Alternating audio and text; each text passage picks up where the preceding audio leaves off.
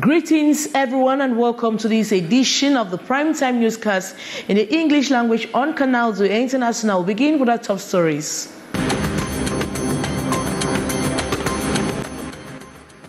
Transporters in the city of Yaoundé have threatened to go on a strike action over what they have termed imposed taxes on them by different councils. They blame some ministerial departments for slowing down discussions on measures earmarked by the head of state to better the activities and the transport sector as a whole.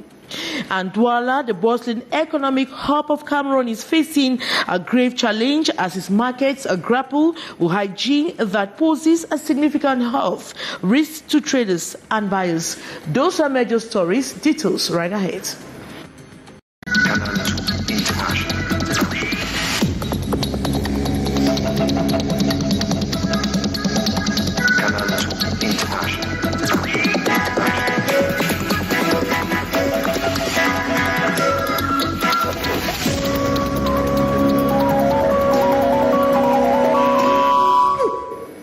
Good evening once more. Road transporters have threatened to go on a strike action over what they term impose taxes on them by different councils. The blames on ministerial departments for slowing down discussions on measures earmarked by the head of state to better the activities in the transport sector. As a whole, the trade union leaders poured out their frustrations this Wednesday through a press conference in Yaoundé. More in this story.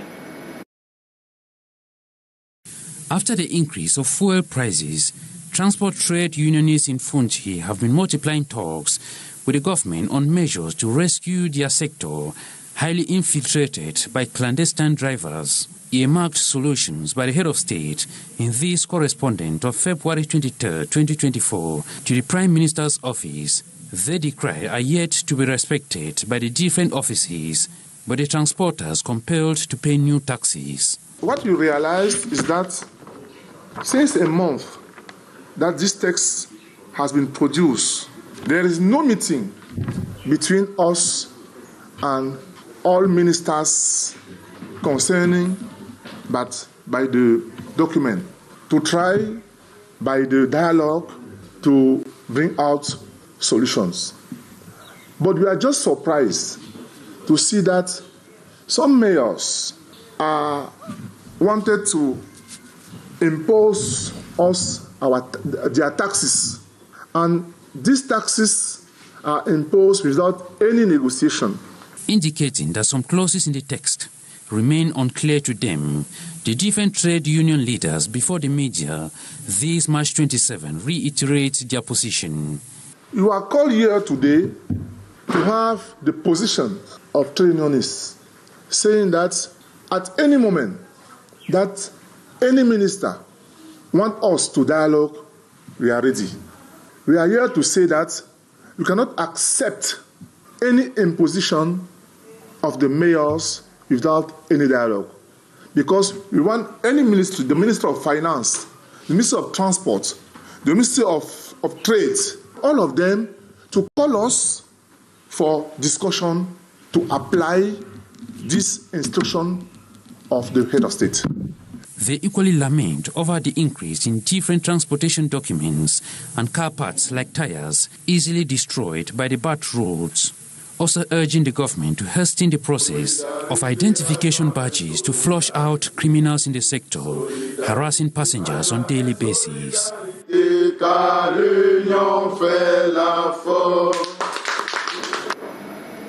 Douala, the bustling economic hub of Cameroon, is facing a great challenge as its markets grapple with hygiene that poses a significant health risk to traders and buyers. The lack of proper waste management, sanitation facilities have sparked growing concerns. In response to these issues, a group of women have taken the initiative to sensitize the population on the importance of hygiene in the environment. More with our reporter, Christy Ayari. Markets in Douala, known for their vibrant commercial activities, are riddled with piles of garbage, overflowing sewage and gutters. The absence of decent sanitary facilities is commonplace in markets. The squalid condition of this market have turned into a breeding ground for cholera diseases. It's a lot of negligence. Hygiene, people do not really think of hygiene to be that important, because out of what we see, there is an effect of food poisoning too. When we go home, you cook food, later you see some people will say 2 dead, 3 dead in a house, but it's not normally like people can drop poison. From the market, we take those things from the market. Yeah, Just with a drop of rain, this market is inaccessible. They always close it once a week to clean it.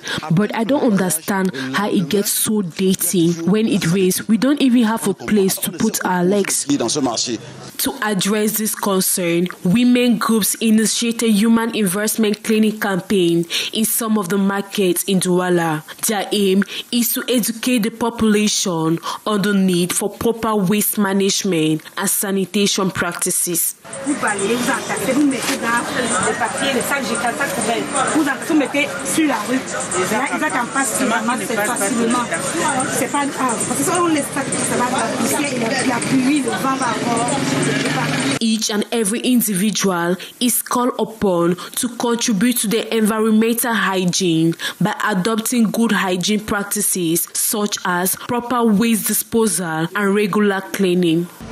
We can do our best to stop the sickness. To stop the sickness, we just have to clean our environment. It's the main instruction we can keep for this program. The Douala Clean City project, aimed at improving the cleanliness of the city, needs to be intensified, as some neighborhoods are still to witness the effect of the Clean City project.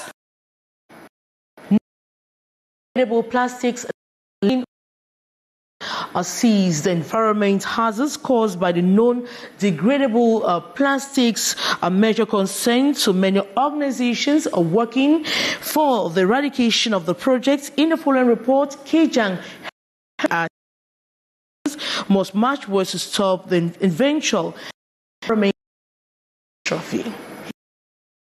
Despite having ratified the Plastic Waste Convention, the surge in the use of non-biodegradable plastic has reached an unprecedented level in Cameroon, with more than 80% of plastics poorly managed. At least 1,000 chemical substances and additives are known to be found in plastic bags, which are dangerous to human health.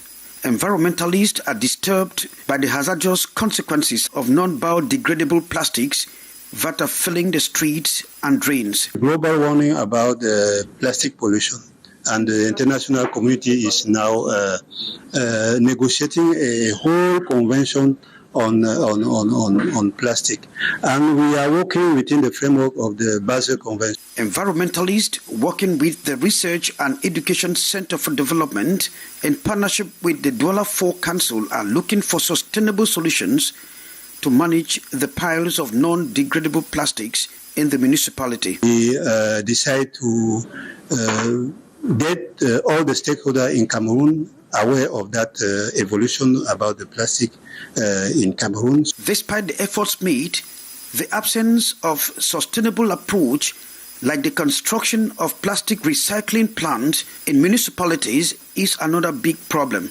More than 100,000 tons of plastic bags have been projected to inundate the streets of Cameroon by 2025. The Research and Education Center for Development has called on industries that produce plastic bags to invest in the recycling of non-degradable plastic bags to avoid any environmental hazard.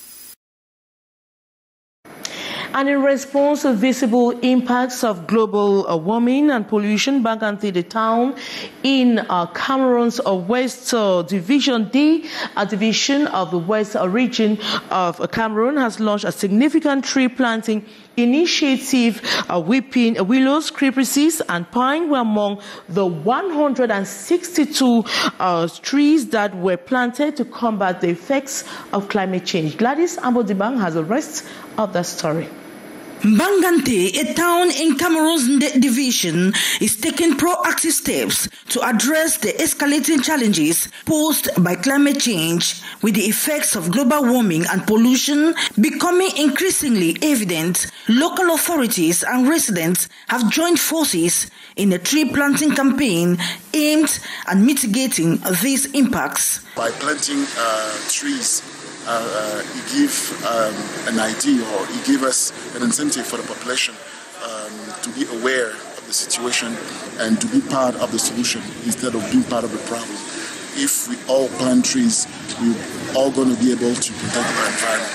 On March 22, Bangante witnessed the planting of 162 trees, carefully chosen by the Divisional Delegation of Forestry and Wildlife. This strategic selection process ensures that the planted trees are well suited to the local environment, maximizing their potential to combat climate change and promote biodiversity.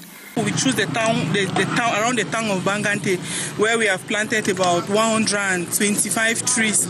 So these trees now will help to sink, you can say carbon sequestration, will help to sink carbon, whereby you absorb the carbon dioxide from the atmosphere, then produce us good oxygen which you can breathe.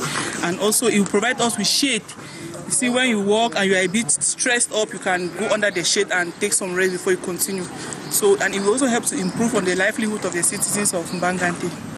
Chaired by Auguste Esomber, the senior divisional officer for the division, the tree planting activity signifies a collective effort to protect the environment and build resilience against the ravages of climate change. It coincides with the International Day of Forest, celebrated on the theme Forest and Innovation, highlighting the importance of adopting innovative approaches to conservation. An international migration, what perspectives for the rights of women is a theme of an exchange on the way in Yaoundé. This against the backdrop that 48% of women motivated by four main factors that has instead increased important to better handle women's migration challenges. As a reporter, Beatrice Ngamo tells us more. Statistics reveals that 48% of those who migrate today are women, pushed by economic, social, political and environmental factors. The burden that women are playing today has impacted their migration and has further increased their vulnerability. Where they are moving and they face different violence along the road, they face traffic, they face economic burdens upon their shoulders. It is a question that we need to further address in daily discussion, in our political engagement and our different policies. The climate change phenomenon, one that needs reconsideration because women are highly affected. And we know that by 2050, we are going to have over 25 million to 1 billion people who will be moving, and women are not left aside. The bilingual exchange session under the theme Women and International Migration, What Perspectives for the Rights of Women, a broader forum to understand the dynamics and consequences. Spain, over the years, has evolved from an emigration to immigration country, a story that can inspire Cameroon. Spain was able to through the remittances, for example, through the experiences brought back by our diaspora, through the new ideas, we were able to make the jump into a developed economy, a developed country. No? The exchange, an exhibition of the African Center for International Studies, Diplomatic, Economic and Strategic Studies, attachment to the promotion of the rights of women in partnership with the Spanish Embassy in Yaoundé and the International Organization for Migration. In our feature story tonight, we talk about dates, a fruit highly considered by Muslims as a fruit of the Prophet during this holy month of Ramadan. It is a fruit of high demand as they mostly break their fast with it, mentioned in the Quran 22 times. It is in a Muslim home. To know the importance of this fruit, our reporter Saleh Sharifa has been talking to some Muslims and Imam. Her story. Dabino or dibino is mentioned 22 times in the Quran. It is a fruit that is mostly used in Muslim homes, especially during the month of Ramadan, as it is the first item to break the fast. In the Quran, date is mentioned 22 times, with some parts specifying the benefits in health, most especially with pregnant women. We grew and made the tradition of breaking fast with dates. Moreover, it's a recommendation from the Prophet Muhammad, as it is mentioned in the Quran more than any other fruits.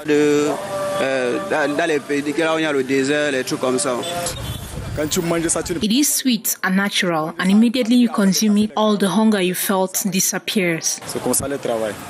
According to the Quran, Prophet Muhammad used to break his fast with dates during Ramadan, or would drink water in the absence of the dates.